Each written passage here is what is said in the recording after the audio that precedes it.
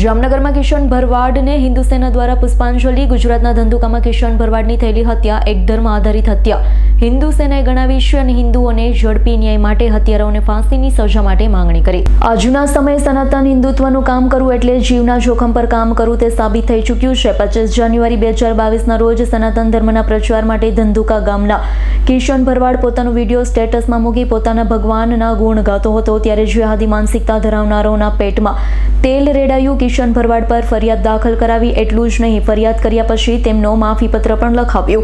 જેહાદી માનસિકતા ધરાવનારોએ કિશન ભરવાડની હત્યા કરી દીધી।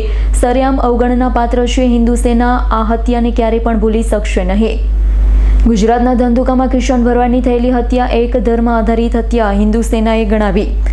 ઝડપી ન્યાય માટે ફાંસીની સજા માટે માંગણી કરી છે। આ સમયે જામનગરના પણ હિન્દુ સેના દ્વારા કિશન ભરવાડના આત્માને શાંતિ મળે અને આ દિવસને સદા માટે યાદગાર રાખવા પુષ્પાંજલિ હિન્દુ સેના કાર્યાલયે રાખી હતી।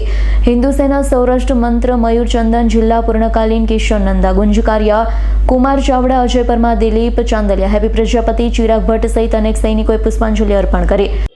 જય શ્રી રામ, જય શ્રી મહાકાલ। કિશન નંદા હિન્દુ સેના જિલ્લા પૂર્ણકાલી આજ રોજ એટલે કે 25 જાન્યુઆરીના દિવસે આજથી 4 વર્ષ પહેલા આપણા શહીદ હિન્દુભાઈ હિન્દુ વીર કિશન ભરવાડની નિર્મમ હત્યા કરવામાં આવી હતી।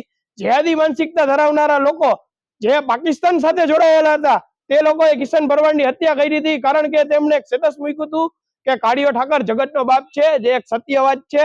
કાળિયો ઠાકર જગતનો બાપ હતો, છે અને રહેશે। હજુ સુધી પણ 4 વર્ષમાં કિશન ભરવાડને ન્યાય મળ્યો નથી।